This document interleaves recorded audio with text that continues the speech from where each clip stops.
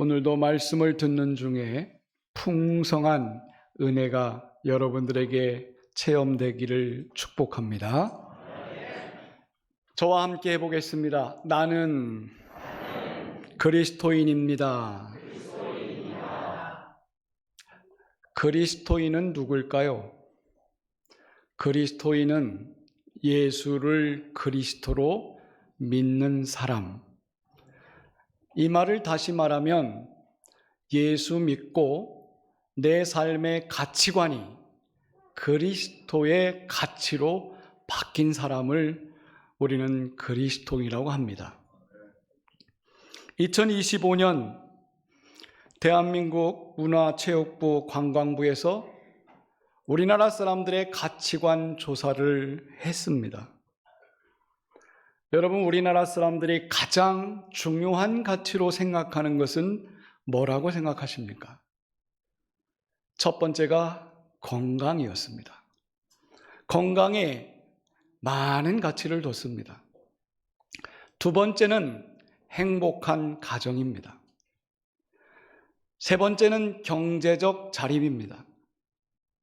네 번째는 자기가 개발된 것을 가지고 자기가 성취할 때 그때 가치가 있다, 이렇게 생각했습니다. 제가 이 가치에 대해서 말씀드리는 것은 오늘 우리가 읽은 성경이 빌립보서입니다.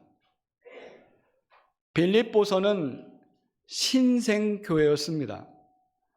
처음 생겨난 교회인데, 교회가 생겨나고 성도들이 모였는데 교회 안에 모인 성도들의 가치가 로마가 심어준 가치를 가지고 교회를 만들었습니다. 그 당시 로마는 전 세계 지배자였고 빌립보 교회 역시 로마의 가치관에 영향을 받지 않을 수 없었습니다. 로마가 내세웠던 최고의 가치는 뭡니까? 첫 번째가 명예입니다. 자기의 명예가 더럽혀지면 서로 결투를 해서 칼로 죽이는 그런 시대였습니다. 가정의 명예가 무너지면 우리 가정의 명예를 회복하기 위해서 명예를 걸고 싸웠던 로마의 가치였습니다. 두 번째 가치는 권력이었습니다. 권력의 최상위에 올라가면 그 무엇보다도 중요하다라고 생각했습니다. 세 번째 가치는 내가 높이 올라가면 사람들에게 서열을 매깁니다. 황제로부터 노예에 이르기까지 모든 사람들을 서열을 중시하는 가치를 가졌습니다. 그러다 보니까 사람들은 네 번째 가치, 지배자가 되기를 원했습니다. 그런데 안타깝게도 빌립보 교회 안에 이러한 가치들이 스며들었습니다. 교회 안에서도 권력, 서열, 지배욕, 이런 것들이 생기기 시작하면서 빌립보 교회도 점차 로마식의 가치를 추구했습니다. 그러한 빌립보 교인들에게 사도 바울이 오늘 빌립보서라는 성경을 쓰면서 우리에게 세 가지 중요한 상징적인 교훈을 주고 있습니다. 2장에서는 너희 안에 이 마음을 품으라, 곧 그리스도 예수의 마음이다. 예수님 마음처럼 성도들이 되기를 바라는 요청을 하고 있습니다. 3장에 가서는 뒤의 것은 잊어버리고 이제는 푯대를 향해서 앞으로 나아가라 라고 하는 요청을 하고 있습니다. 세 번째 4장에 가서는 주 안에서 항상 기뻐하라, 내가 다시 말하노니 기뻐하라. 이것이 그리스도인들이 가질 가장 중요한 가치들이다, 이 얘기를 하고 있습니다. 성도 여러분, 오늘 이 말씀 들으면서 여러분의 가치관이 예수님께 맞춰주시기를 축복합니다. 그래서 본문 2장에 보면 너희 안에 이 마음을 품으라, 곧 그리스도 예수의 마음이다 하면서 이것을 한마디로, 한 단어로 줄이면 겸손입니다. 겸손해져라 라고 하는 것입니다. 세상은 끊임없이 명예와 권력과 서열과 지배를 추구하는 그 세상 속에서 그리스도인들에게 외치는 것은 겸손하십시오 라고 외칩니다. 겸손하십시오. 그 당시는 이 겸손이라는 단어는 로마 제국 속에 없었습니다. 로마인들은 겸손은 노예나 갖는 마음이라고 생각했습니다. 아주 겸손은 비굴한 사람이나 갖는 마음이 겸손이라고 생각했던 시대에 아주 파격적인 제안을 사도 바울이 합니다. 성도 여러분, 우리는 로마 사람들처럼 하지 말고 교회 안에서 모두 다 겸손하십시오. 그러면서 주시는 말씀이 예수님 마음을 품으라고 한 것입니다. 여러분, 빌립보서 4장 1절과 2절을 가보십시오. 거기 보면 교회 안에 무슨 문제가 있었습니까? 서로 잘났다고 하다 보니까 유오디아와 순두계라고 하는 교회 지도자인 두 여성이 서로 갈등을 겪고 있을 때입니다. 그런데 사도 바울 입장에서 유오디아가 잘했다, 순두계가 잘했다 이렇게 말하지 않습니다. 이들을 향해서 사랑하고 사모하는 형제들이요, 나의 기쁨이요 나의 면류관인 성도들이요, 주 안에서 여러분 마음을 같이 하십시오. 사도 바울이 얼마나 아끼고 사랑한 여인들입니까? 유오디아도 중요하고 순두계도 중요합니다. 둘 중에 누가 옳다라는 것이 아니고 둘 다 중요하기 때문에 예수님 안에서 마음을 같이 품으십시오. 이렇게 권면하고 있습니다. 여러분, 순두계나 유오디아나 똑같이 충성하고 헌신했던 여인들이었습니다. 그런데 왠지 모르게 갈등이 일어났습니다. 여러분, 갈등이라는 한자 참 재밌습니다. 직갈자에 등나무 등자를 쓴다고 합니다. 이 갈등이라는 단어를 만든 사람이 참 머리가 좋습니다. 이 칡이라고 하는 넝쿨식물과 등나무라고 하는 넝쿨식물은 자라나는 습성이 서로 반대입니다. 칡은요, 자라날 때 무조건 나무를 왼쪽으로 타고 올라갑니다. 왼쪽으로 뚫들 감습니다. 등나무는요, 오른쪽으로 타고 올라갑니다. 그러다 보니까 이 한 나무를 타고 올라가는 칡 넝쿨과 등나무 넝쿨이 왼쪽 오른쪽으로 올라가다 보니까 서로 얽히는 겁니다. 그래서 만들어진 단어가 갈등이라는 단어예요. 갈등은 나쁜 게 아닙니다. 갈등은 좋은 거예요.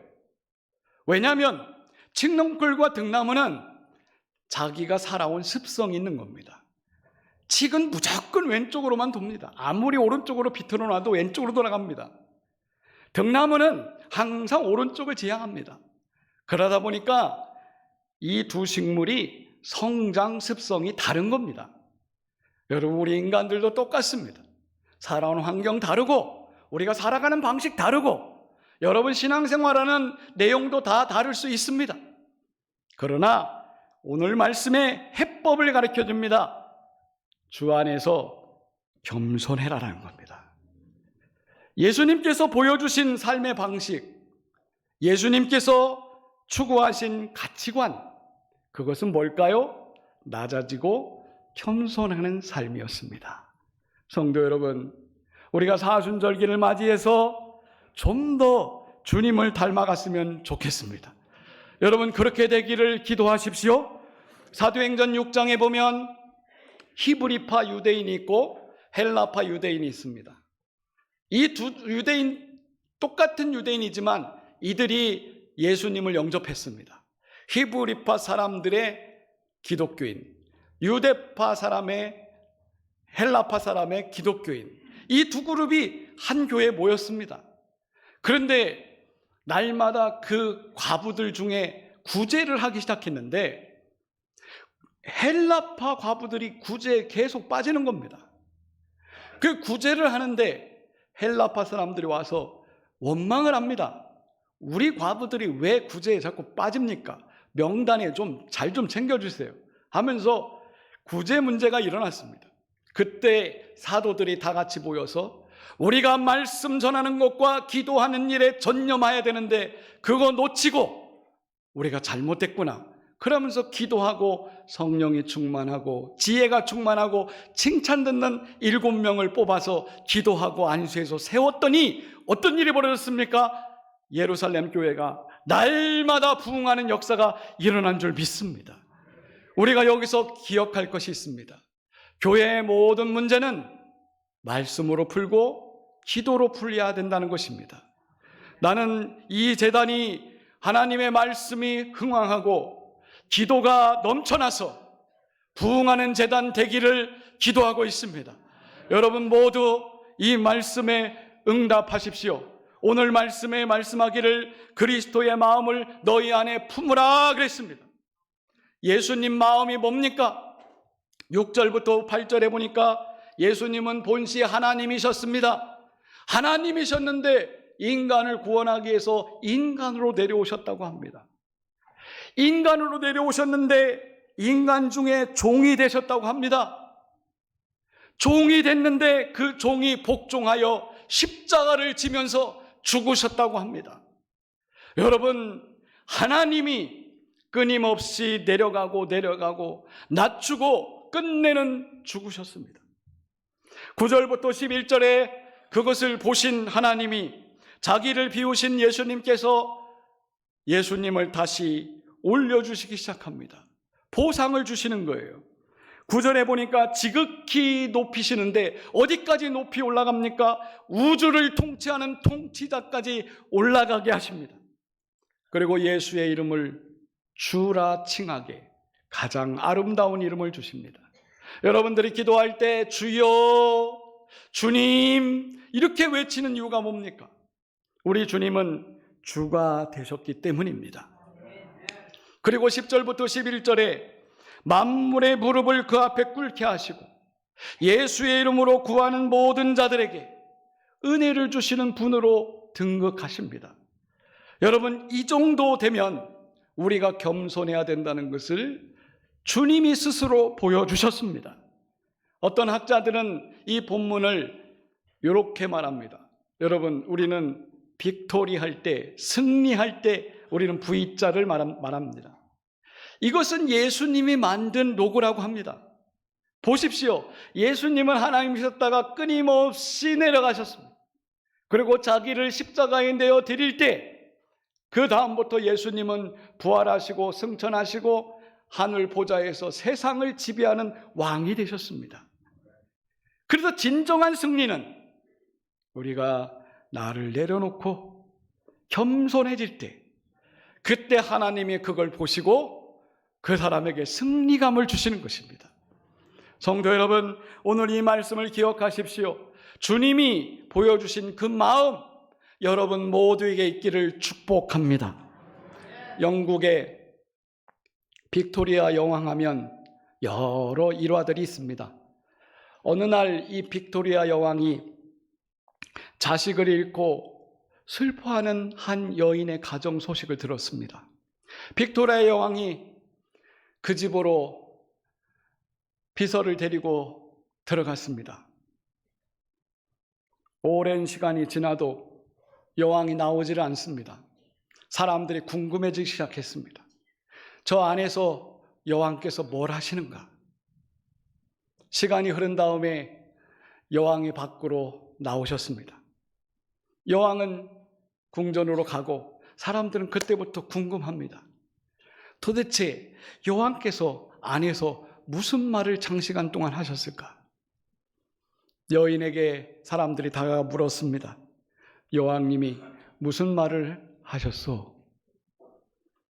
여왕님은 아무 말도 안 하셨습니다.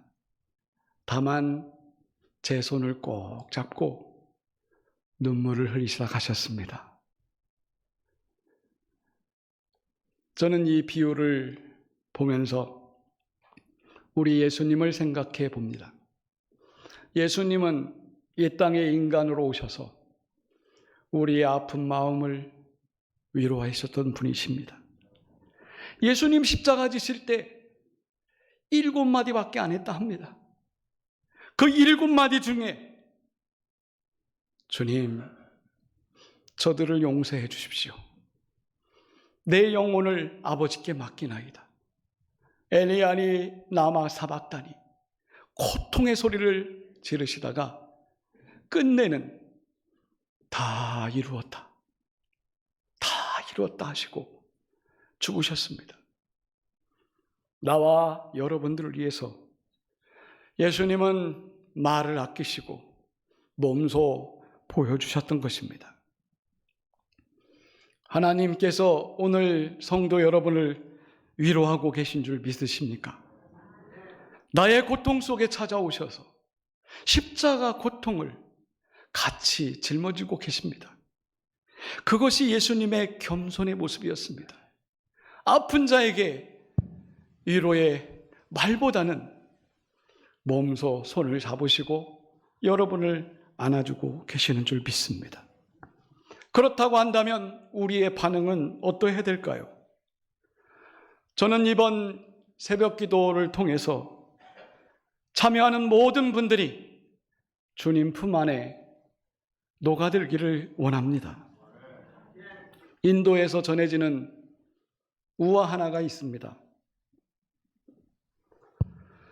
이 우화는 시인 유시화 씨가 번역하고 1995년 가수 안치환 씨가 노래로 엮어서 많은 분들에게 영감을 주는 노래가 있습니다. 소금 인형이라고 하는 노래입니다. 소금 인형이 뭡니까? 소금 인형이 어느 날 바다가 궁금했습니다. 바다를 알고 싶어서 소금 인형이 바닷속으로 들어갑니다. 들어가면 들어갈수록 자기는 사라지고 마침내 바다를 느낀다고 하는 그런 노랫말입니다. 제가 읊어보겠습니다. 바다의 깊이를 재기 위해 바다로 내려간 소금 인형처럼 당신의 깊이를 알기 위해 나는, 당신의 빗속으로 뛰어든 나는 소금 인형처럼 흔적도 없이 녹아버렸네.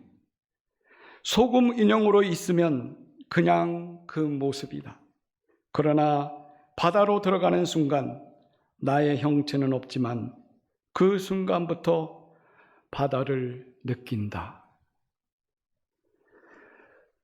필립보 교인들에게 사도 바울이 전한 메시지는 한마디로 말하면 소금 인형이 되라고 하는 것입니다. 바다 같은 하나님의 사랑을 느끼기를 원하십니까? 하나님의 품에 여러분들이 살아가기를 원하십니까? 그렇다고 하면 오늘 우리는 소금 인형입니다.